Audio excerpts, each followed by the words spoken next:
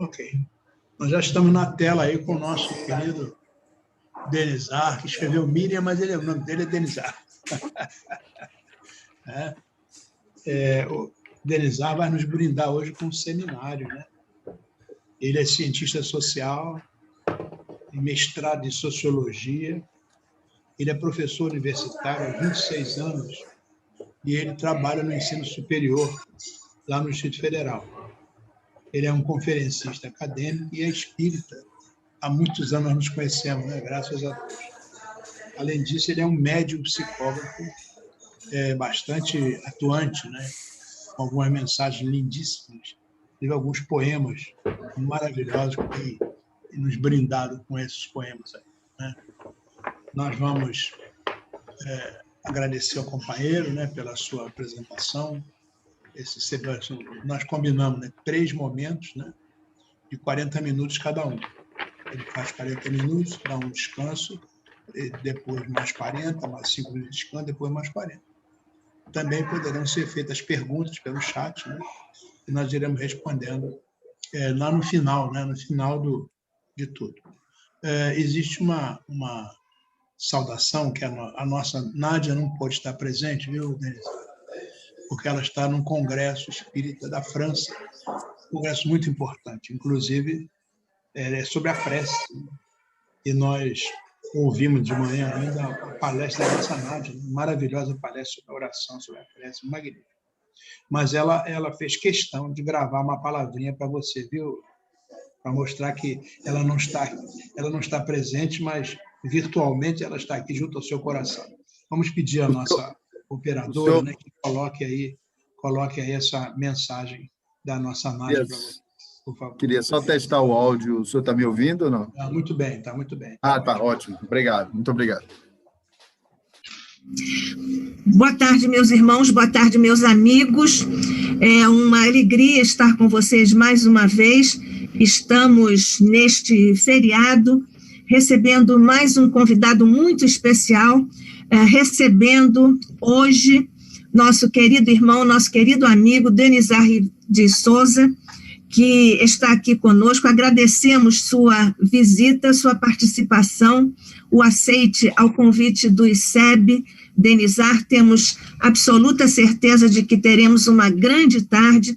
Eu lamento não poder estar presencialmente agora com vocês, porque estou participando do 3º Congresso Espírita Internacional lá na França.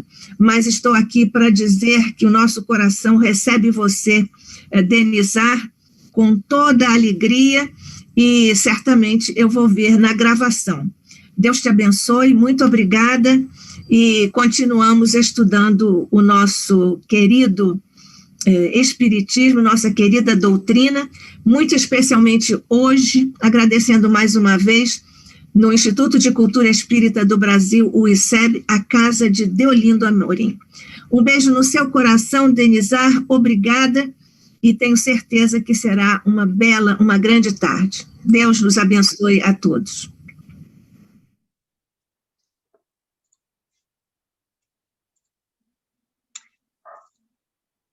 Agora eu vou estar passando o host para o professor. Agradeço, professor Altamiro, pela indicação. Pois não, eu apanhei muito.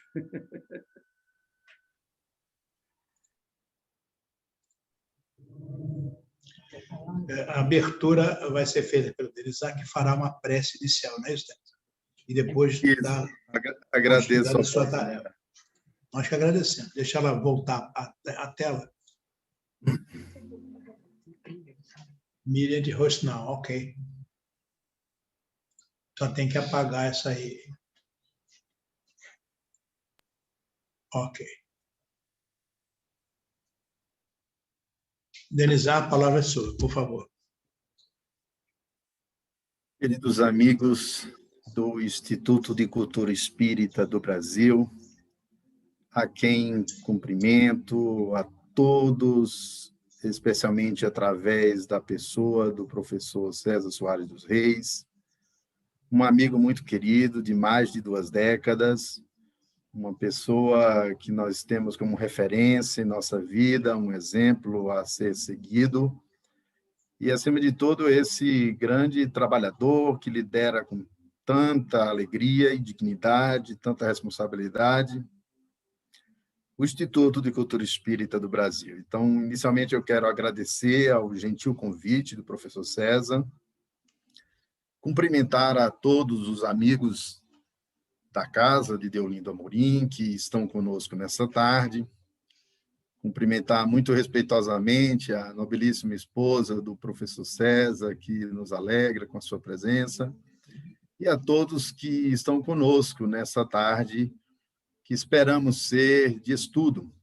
Eu queria dizer que o professor César faria essa palestra muito melhor que eu, mas, já que ele me convidou, eu enfrentarei o desafio de estudar com vocês o tema. Então, eu quero pedir permissão ao César e a todos para que nos reunamos nessa prece inicial e, em seguida, começaremos o nosso trabalho.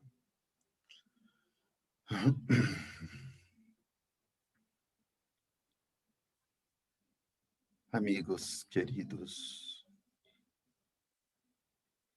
internautas atentos ao estudo desta tarde, interessados e simpatizantes da doutrina dos Espíritos. A oração é uma viagem para dentro, para que escutemos a Deus, ainda que estejamos falando. E na busca de escutar a divindade, escutemos o nosso coração em pleito de gratidão e digamos no íntimo da alma: obrigado, consciência cósmica, pela noite que se fez repouso, pelo dia que se fez claridade, estudo e trabalho.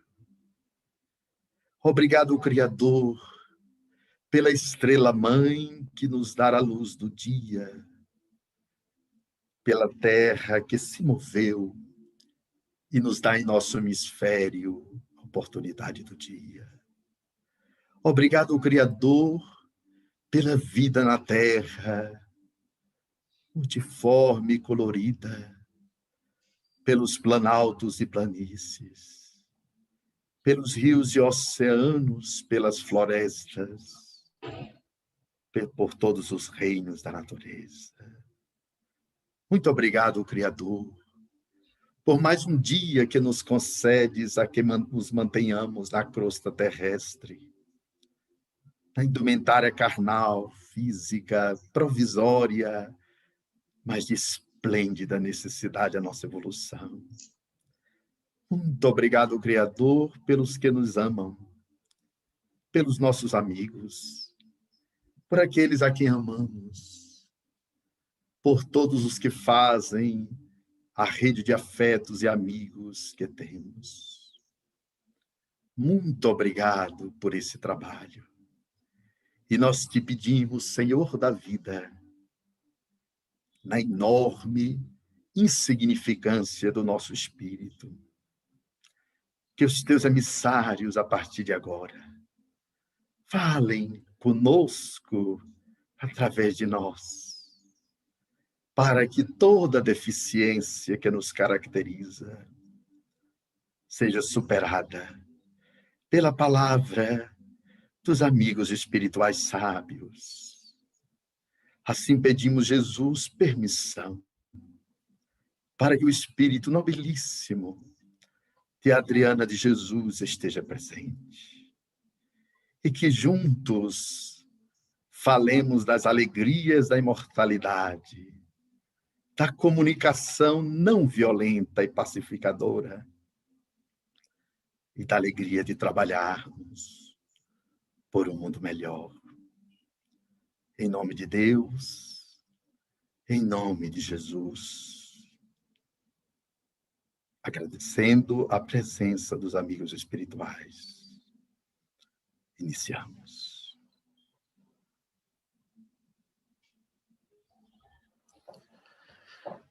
Meus amigos, vamos trabalhar então, com a permissão aí do nosso comandante, professor César Reis. Vamos trabalhar.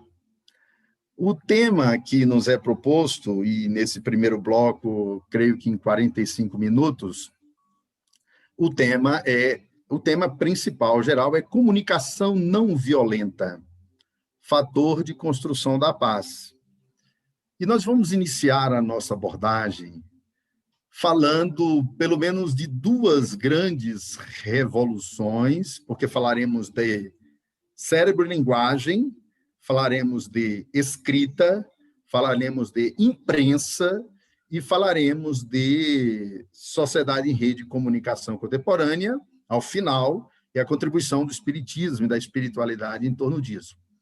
Mas comecemos pela primeira grande revolução da humanidade. Imaginem vocês que há 1 milhão de anos, depois de uma jornada longa, aparentemente longa, mas, na verdade, breve, porque a vida na Terra existe há 3 bilhões de anos atrás, quando o Espírito Emmanuel descreve na sua notável obra A Caminho da Luz, que aconteceu uma espécie assim de ósculo divino nos nossos oceanos, para que as primeiras células, as primeiras proteínas se aglomerassem em moléculas, as primeiras moléculas se transformassem em células, e o princípio vital impulsionador gerasse a vida em nossos oceanos, 3 bilhões de anos atrás.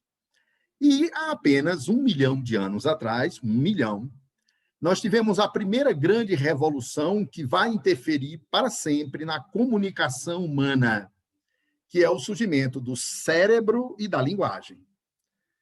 O cérebro, ele foi evoluindo dos primatas inferiores, passando por aquela longa escala paleontológica que cada um de nós já ouviu falar, de alguma maneira, que atravessa os hominídeos, os antropóides, os hominídeos, o Australopithecus afarensis, e finalmente culmina na espécie humana, que é a nossa espécie, chamada Sapiens. Essa espécie, ela precisou de 1 milhão de anos para que se constituísse uma interação entre cérebro e linguagem, para que o cérebro constituísse o neocórtex, que é a área do pensamento, da consciência e da linguagem, para que constituísse a área de Wernicke e de Broca, que é a área da palavra e da palavra falada e escrita, para que as estruturas do cérebro estivessem prontas em uma evolução em que um grande professor aí do Rio de Janeiro, do Instituto Nacional de Antropologia, da Universidade Federal do Rio de Janeiro, ele escreve um livro chamado Cultura, um conceito antropológico, Roque Laraia, e ele vai dizer, olha, as teorias antigas estavam erradas. O cérebro não evoluiu sozinho. Ele evoluiu interagindo com as primeiras formas de linguagem, aquilo que nós chamamos de protolinguagem, para que nós pudéssemos sair do grunhido, sair dos sons sem sentidos, para as primeiras palavras. E isso se dá numa interação entre cérebro e linguagem. Hoje se sabe, né? Em 1990, o George W. Bush, o presidente dos Estados Unidos, pai do Bush Filho, ele declarou no Congresso Nacional que 1990 seria a década do cérebro. E os estudiosos, os neurocientistas, se dedicaram a estudar a evolução do cérebro e a constatar que cérebro e linguagem é um fenômeno simultâneo. Nós evoluímos no cérebro, nesta rede neural extraordinária, cujo peso do cérebro é 1,4 kg. Nós temos 100 bilhões de células no cérebro, e cada célula nossa se comunica através da sinapse com 100 mil outras, gerando a rede neural mais complexa, com neuroplasticidade, com neurogênese. Neuroplasticidade é a dinâmica do sistema nervoso que muda a vida inteira e se adapta. Então, nós precisamos de 1 milhão de anos para fazer a primeira revolução e nos inscrevemos no mundo da linguagem. Imagina vocês o que é sair do sensório, do sentir calor e frio, do sentir medo na floresta quando perseguido por outras espécies, os predadores, e dizer a primeira palavra. Qual tivera sido a primeira palavra que o ser humano deu? Quando Por que isso é tão importante? Um filósofo do ateísmo, distante de nós, mas importante, Karl Marx dirá: a consciência é tão antiga quanto a linguagem. Ou seja, nós ingressamos na primeira revolução comunicacional quando a consciência começa a funcionar através de palavras. Essa é a consciência de vigília social e da interação humana. Então, nós pronunciamos as primeiras palavras e começamos a nossa jornada, que nos levará à segunda grande revolução, que foi a escrita. Quando a comunicação humana deixa para trás a oralidade, nós sabemos que 6.000 anos atrás, os babilônios começaram a criar os primeiros hieroglifos, criaram o Código de Hammurabi, que foi o primeiro da história da humanidade, e nós começamos a escrever, né, os primeiros escritos 6.000 anos atrás, da literatura hindu, que é a religião mais antiga do mundo, e nós ingressamos no mundo da escrita, porque tínhamos uma cultura que era refém da oralidade. Tudo era registrado pela palavra apenas. E então ingressamos no mundo da escrita como outra segunda grande revolução. E o pensamento agora pode ser registrado. E aí temos esse momento extraordinário, importantíssimo para que entendamos comunicação e para que entendamos comunicação violenta ao final, que é a Grécia Antiga. Vamos visitar um pouco a Grécia Antiga. 500 anos antes de Cristo, gente. Um fenômeno quase que inexplicável para os historiadores. Enquanto Atenas, aquela cidade-estado ao lado de Esparta, ao lado de Delfos, ali na região com o Peloponeso em torno, enquanto Atenas, 500 anos antes de Cristo, estava inventando a democracia. E com a democracia, a primeira esfera pública de comunicação pacífica e democrática, que eles chamavam de ágora. Ágora era a praça pública dos gregos, onde os atenienses se reuniam, notadamente homens, cidadãos gregos, anciãos, que se reuniam para discutir os problemas da cidade. É a primeira experiência de comunicação livre e democrática, porque a democracia foi uma criação dos gregos. Assim como a filosofia resulta da filosofia, filofilia, amizade em grego, sofia, sabedoria. E os gregos criarão essa sociedade e eles inventarão as 3 formas de comunicação que atravessará a história da humanidade. A comédia, a tragédia e o drama. Né? A famosa tragédia grega, que virou expressão popular, resulta dessa criação de Hesíodo, de Homero, na sua Odisseia, e de toda uma ideia. A tragédia é aquele tipo de narrativa que conta a história, gerando um final muito ruim ao final. O final é previsto como trágico. O final na tragédia é sempre muito ruim. Será que a nossa comunicação terá um destino bom? Será que a humanidade terá um futuro melhor? A visão trágica sempre marca e predetermina um fim muito ruim. O drama, o texto dramático, ele apresenta muitos caminhos para que aqueles personagens envolvidos no drama, poderemos lembrar os grandes romances de Emmanuel, que são dramáticos e tem alguma solução ao final, é uma linguagem dramática. E, finalmente, nós poderíamos falar da comédia, que os gregos criaram com tanta maestria, colocando humor e alegria para descrever as realidades.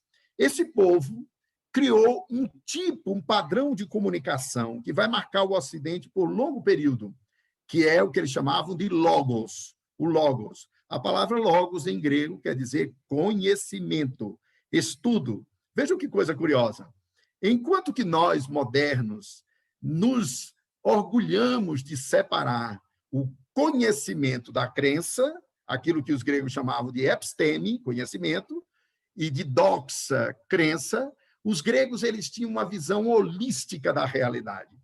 E nós vamos ver o quão importante é ter uma visão holística. A visão holística não tem nada a ver com misticismo, não tem nada a ver com cultura New Age. Holon é uma palavra grega, que, aliás, vai aparecer no Livro dos Espíritos, quando os Espíritos disseram que em a natureza tudo estava encadeado. Do átomo, representação simbólica da menor partícula da matéria à época ao anjo. Tudo estava concatenado. Tudo está em todos e todos estão em tudo. Isso é holon. E os gregos tinham essa visão holística da realidade. Para ele, a comunicação deveria ser, ao mesmo tempo, racional, e aí eles inventaram a filosofia e inventaram uma coisa fantástica na comunicação, que é o diálogo. Veja que incrível. A palavra diálogo se opõe a diabolos. Diálogo é aquilo que reúne os logos. Diabolos é aquilo que divide os bolos, as partes. Acusaram Jesus de ser diabólico, no grego diabolo, porque, segundo estavam a dizer os fariseus, ele estava dividindo o povo judeu. E os gregos juntavam. Os gregos usavam o diálogo para superar o diabolos. O que é o diálogo? É a arte de conviver e conversar e estabelecer um método nessa conversa para a escuta e para a elaboração racional do pensamento. Então, eles criaram o diálogo, criaram a ironia socrática, não é? Que é outra característica da comunicação grega. Sócrates foi aquele homem extraordinário que respondia uma pergunta aos jovens com outra pergunta. Hoje nós vivemos uma crise muito grande da nossa educação, porque é uma educação mais formativa do que reflexiva, uma educação mais preocupada em respostas do que com perguntas. Sócrates, com os seus jovens discípulos, ele fazia diferente. Ele respondia uma pergunta com outra pergunta. O que é a verdade? Então, ele explorava o que o jovem discípulo entendia por verdade, o que é virtude, o que é justiça, o que é o belo, o que são as divindades, já que os gregos eram pessoas que acreditavam em múltiplos deuses. Então, ele trabalhava com a ironia e com o diálogo, e com a ironia filosófica de Sócrates era a capacidade de responder uma pergunta com outra pergunta. Mas aí nós temos o mundo grego a florescer e deixar uma marca na comunicação humana, né? A comunicação racional, gente. Aquela que se preocupa em conduzir o pensamento racionalmente em busca da verdade, que foi tão importante para Kardec, que foi um racionalista cartesiano, era fundamental para os gregos, ajuizar a realidade com racionalidade. O que não quer dizer, por exemplo, que eles não se interessassem pelos mitos, né? Muitos de nós pensam que mito é sinônimo de mentira. Não é. Mito são narrativas universais. O mito de Narciso, o mito de Pandora, o mito do andrógeno, são mitos da Grécia Antiga que são narrativas universais que dizem respeito a realidades profundas da alma humana. E eles sabiam lidar com os mitos para aprender, tinham a comunicação espiritual ativada. Na Grécia Antiga, nenhum rei, tanto em Esparta quanto em Atenas, ou muito menos ainda em Delfos, nenhum rei, nenhum líder fazia qualquer coisa sem consultar os deuses no oráculo de Delfos. O oráculo de Delfos se tornou famoso por aquela frase que estava lá no frontispício: conhece-te a ti mesmo e conhecereis aos deuses e ao universo. A frase completa é essa. E aí os emissários de Atenas foram até Delfos e perguntaram aos deuses gregos quem era o homem mais sábio da Grécia. E olha a resposta, que através da comunicação mediúnica, sempre de uma jovem que era destinada para aquela missão, que se dedicava àquilo e que recebia os deuses, divindades gregas, que hoje a gente compreende melhor como os espíritos. E essas divindades disseram que o homem mais sábio da Terra, mais sábio da Grécia, era Sócrates. Os emissários voltaram a Sócrates e disseram: ó, filósofo, os deuses disseram que tu és o homem mais sábio da Grécia, já incomodados, né? Porque eles eram os sofistas, né? Que se opunham a Sócrates. Eles estavam mais ligados à retórica do que à filosofia. Eles estavam mais ligados à arte de convencer alguém pelas palavras do que ao pensamento filosófico racional. E Sócrates, bom, se eles disseram que eu sou o homem mais sábio da Grécia, provavelmente é porque eu seja alguém que sempre acreditou que sei que nada sei. E porque sei o que não sei, provavelmente tenho melhor consciência do que sei e do que não sei, não é? E isso é fundamental, porque a primeira lição para aprender é você saber do que você não sabe e você saber os limites do seu próprio saber. E Sócrates sabia disso. E ele, Sócrates, é fundamental para o espiritismo, é fundamental na história da comunicação humana, porque criou a ideia do diálogo, da ironia filosófica, e esse ponto eu quero terminar com o julgamento de Sócrates, quando ele foi preso, todos sabemos disso, ele foi acusado de corromper a juventude, porque ele praticava uma comunicação livre, uma comunicação revolucionária, que fazia as pessoas pensarem. Todo aquele que faz a sociedade pensar, refletir, criticar, analisar e pensar com autonomia se torna perigoso para os poderosos. E Sócrates se tornou extremamente perigoso para a corte de anciãos que governava Atenas. O prenderam e decidiram que ele seria levado à morte. Sócrates, na madrugada que antecedeu a sua passagem, a sua execução por tomar cicuta, os jovens discípulos o procuraram, foram à prisão e disseram: Sócrates, nós convencemos aos soldados. Tu estás livre. Demos moedas de ouro para ele e tu podes ir livre. Foge, Sócrates. Sócrates olhou para a porta aberta e disse: fugir para onde? Esse não é meu destino, viver em fuga. E ele preferiu manter-se preso e respondeu para os jovens: ninguém mata Sócrates. Isso aqui, tocando na pele, não é Sócrates. A Sócrates ninguém mata.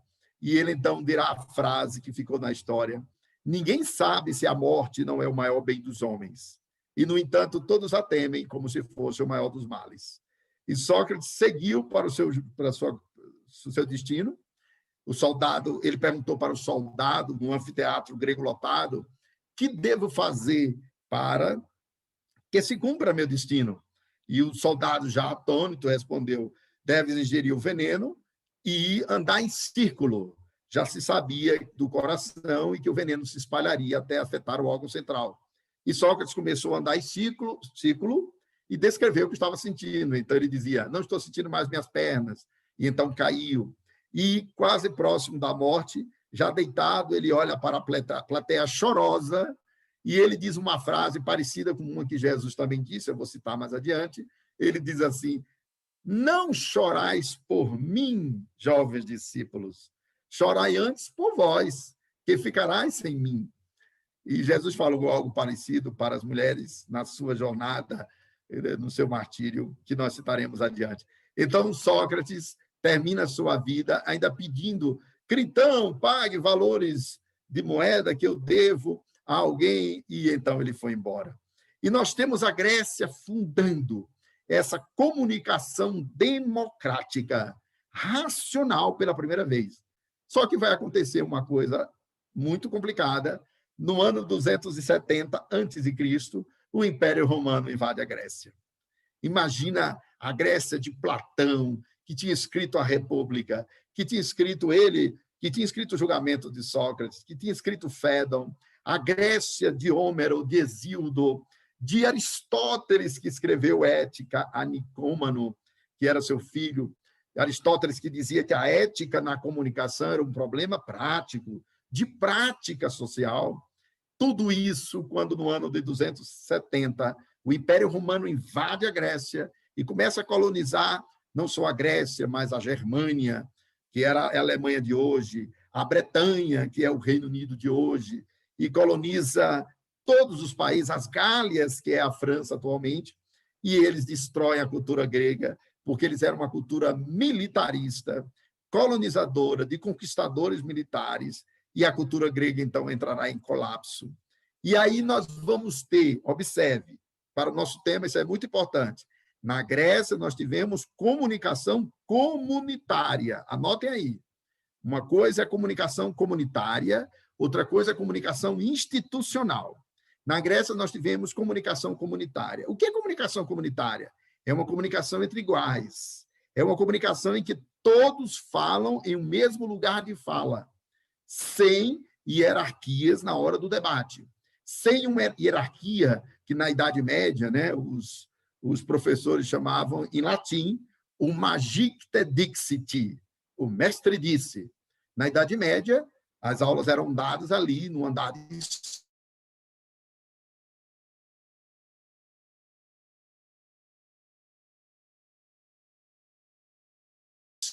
Tá bem, acho que está funcionando, professor. Eu não estou te ouvindo, mas está me ouvindo bem? É porque para mim Estamos congelou. sim. Já voltou, está bem. Já voltou, então vamos em frente. Então você tem ali, na Grécia Antiga, uma coisa preciosa, gente: comunicação comunitária. Todos têm direito à fala, todos participam do debate, todos opinam livremente e todos pensam. E o resultado da reflexão coletiva gera um consenso. No caso, para cuidar da cidade de Atenas, era a Ágora ateniense. Então, comunicação comunitária. Vamos ver o que é que vai acontecer agora. Com o cristianismo, nós também vamos ter essa comunicação comunitária. Estamos nos referindo agora aos tempos de Cristo. Nos 3 primeiros séculos, o que é que nós temos? Nós temos cristãos que se comunicam entre si sem hierarquia sacerdotal, sem dogmas. Isso nós vamos ver claramente na Carta dos Apóstolos, a descrição de como era. Naturalmente, havia um respeito muito grande pela opinião de Paulo, pela opinião de Pedro, por aqueles que tinham convivido com Jesus, os 4 evangelistas, mas a comunicação era horizontal, ética da comunicação democrática, da reciprocidade, do respeito ao pensamento do outro, da ausência de dogmas, do debate, né? A própria ideia de igreja em latim, igreja é egrégia. Egrégia é a comunidade dos crentes. Na comunidade dos crentes, todos falam livremente. Isso nos 3 primeiros séculos da era cristã. Então, você vai ter em Jesus esse mestre do amor que cria essa possibilidade do diálogo. Jesus foi esse mestre que era apaixonado pelo diálogo. Ele gostava de perguntar sobre si próprio. Ele chega para os discípulos e diz: "Que dizem os homens a respeito do Filho do Homem?" Ele queria saber o que os homens pensavam sobre ele. Que dizem os homens a respeito do Filho do Homem? Então, Tiago e André disseram: uns dizem que é Jeremias, outros Elias, ou até algum dos profetas antigos que voltou. Aí ele volta a pergunta, diálogo puro, pergunta para Pedro: "E vós, Simão Pedro, que dizes sobre o Filho do Homem?" O Filho do Homem era a representação simbólica do Filho de Deus. E aí Pedro diz: "Eu digo que és o Cristo, o Filho do Deus vivo." E então Jesus responde para ele: "Pedro, não foram a carne nem o sangue quem te revelaram tais coisas, mas meu Pai que está nos céus quem a te revelou." E ele dialogava com todos. Jesus foi o mestre que não excluiu a ninguém e estabeleceu uma comunicação horizontal. Quando alguns disseram que ele era bom, ele disse: "Bom é meu Pai que está nos céus, mestre eu sou." Mas ele nunca se colocou acima de ninguém. Ele nunca estabeleceu uma hierarquia sacerdotal entre ele e a comunidade. E, ao contrário, ao dialogar, ele navegava na subjetividade humana. Quando ele esteve diante do poço de Jacó e da mulher, aquela mulher samaritana, qual era o problema dela? Ela estava no 5º casamento. Naquela época, isso era uma coisa inaceitável pelos judeus. E ele foi conversar com ela ao meio-dia. Meio-dia era o único horário que ela podia ir, porque ela era samaritana. Os judeus não se davam com os samaritanos. E ele vai conversar com ela quando ela o enxerga com aquelas vestes de judeu, nazareno, de rabino judeu, e de rabi judeu, que ele já era reconhecido, não do templo, mas rabino, mestre. Então ela diz: "Tu és judeu e vens falar comigo, tu és homem e vens me pedir água." E então Jesus diz: "Mulher, dá-me de beber, a água que tens a me oferecer, se tomares, nunca mais terás sede." Ele dialoga com ela. E o doutor Augusto Cury nos conta e relata que os bastidores dessa conversa é que ele estimulou que ela assumisse a vida dela livremente, porque ela estava comprometida pelo autopreconceito, pela autoaflição, pelo autoimpedimento que ela própria se dava. Jesus foi o mestre que libertava as pessoas e dialogou com todos. Ele dialogou com o oficial romano. E quando o oficial romano apareceu para ele, disse: "Mestre, meu servo está doente. Eu gostaria que o curasses. Eu queria que fosses à minha casa para curá-lo." E Jesus, então vamos lá, eu queria que curasses ele. E ele diz, corrigindo: não precisa ir à minha casa, eu sou um homem de autoridade, se disseres daqui que ele seja curado, ele será. E Jesus dialogando com a máxima diferença do outro, que é a marca da comunicação horizontal, que é a marca da comunicação ética, aquele que dialoga com o diferente, não com o semelhante. Nós vamos ver que o grande problema, ao final dessa palestra, da comunicação humana, é a comunicação exclusiva, intergrupal, entre os semelhantes, entre os parecidos, entre aqueles que só conversam conosco porque nós projetamos o nosso próprio eu neles. Jesus conversou com a diferença humana, com a pluralidade de homens e mulheres da sua época, e disse então: em toda Israel jamais existiu um homem de tamanha fé como este oficial romano. Ele elegeu o oficial romano, que era o povo que oprimia Israel, e o oficial romano representava esse povo para dizer que ninguém teve tamanha fé como aquele homem. Isso é diálogo com a diferença do outro, não com a semelhança. É diálogo de alteridade nos termos do outro. Isso é comunicação em bases humanas, éticas e provavelmente divina, tal qual Jesus a praticou. Então, Jesus vai dialogar com todos e vai ensinar dialogando. Vai ensinar dialogando. Quando ele conversa com Nicodemos, ele dialoga com Nicodemos. E ele faz perguntas a Nicodemos. Ora, mas és doutor da lei, não sabes dessas coisas, né? Quando ele vai dizer que era necessário nascer de novo. Ele está dialogando com a comunidade. Finalmente, ele passa pelas mulheres chorosas nas ruas de Israel, depois de ele ter dialogado com Pilatos. A única pessoa que Jesus ofereceu um silêncio absoluto, realmente ofereceu, foi a Herodes. Pilatos mandou Jesus para Herodes, e diante de Herodes, Jesus deu o maior silêncio que alguém poderia receber.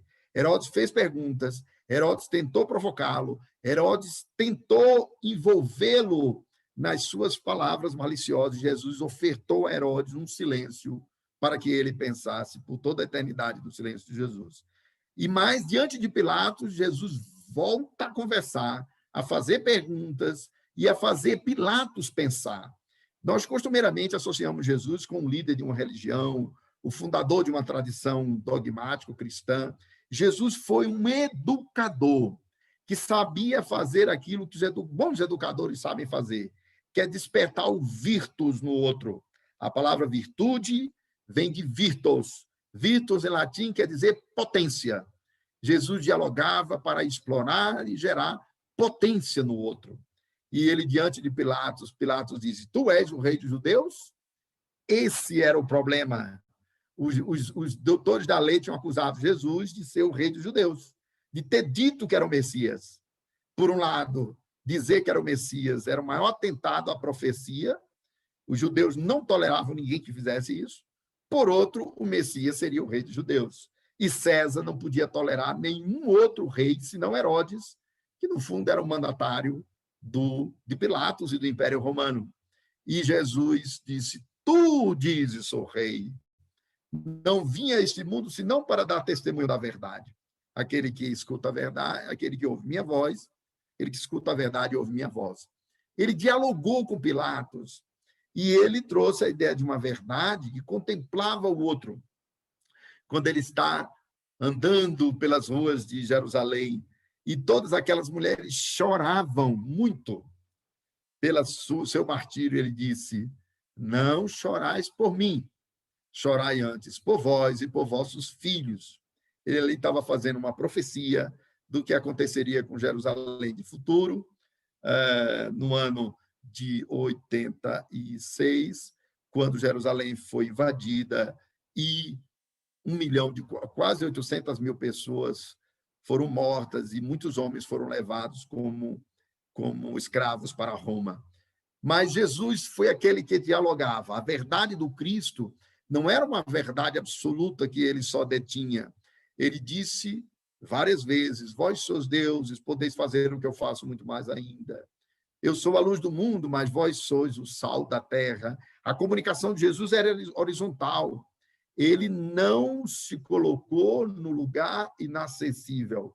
Ele se colocou no lugar do diálogo. Essa comunicação horizontal vai prevalecer E aí nós entramos na Idade Média. Eu quero que o professor César me avise quando completar os 40 minutos, porque a gente está trabalhando a divisão do tempo, para que haja intervalo, 45 minutos, como seja. Então, nós temos ali, até o ano de 313, uma comunicação horizontal. Os cristãos compondo uma comunidade fraterna, que dialogava, que debatia suas questões livremente, sem hierarquia sacerdotal, sem aquilo que nós vamos chamar na Idade Média de comunicação institucional. Não havia o poder religioso, não havia instituições até o ano de 313. No ano de 313, então, nós teremos o chamado Edito de Milão. O que foi o Edito de Milão? O imperador romano Constantino, voltando em caravana para Roma, ele que já era um homem místico, ele viu uma frase em latim que dizia: in hoc signo vinces. Com este sinal vencerás. O que é que tinha abaixo da frase? A cruz. Era uma visão espiritual que ele teve, isso está na história, na historiografia, isso não é um comentário espírita, é da história, podem procurar nos livros de história. E aí Constantino se converteu ao cristianismo. Ele era imperador de Roma. E aí o que é que vai acontecer? Vai acontecer uma mudança na comunicação na Europa e no cristianismo. Vamos ter uma comunicação agora vertical, institucional e baseada no poder, como veremos. Em 325, nós temos a oficialização do cristianismo por Teodósio e o cristianismo se torna a religião de Roma. Observe, não foi Roma que se tornou cristã. Roma nunca se tornou cristã. Foi o cristianismo que se tornou romano. E a prova disso é que nós vamos ter de 325 até 1496, com a invenção da imprensa e a descoberta das Américas, a chamada Noite dos Mil Anos, o Alto Medievo, o período mais obscurantista da história da humanidade. O que é que vai acontecer? Lembra daquele logos grego, que seria a razão, a reflexão filosófica, a observação da realidade, o ajuizamento crítico do mundo e uma comunicação horizontal? Isso vai desaparecer. E, a partir de 325, começa a nascer a cristandade. Essa cristandade vai ter o seguinte padrão de comunicação. A igreja vai se organizando, são 23 concílios, desde o concílio de Nicéia, 313, até o Vaticano II, que é o segundo concílio ecumênico. Nós teremos 1000 anos de história baseado na ideia da institucionalização do cristianismo. Essa comunicação agora define quem pode falar, e quem pode falar são os sacerdotes.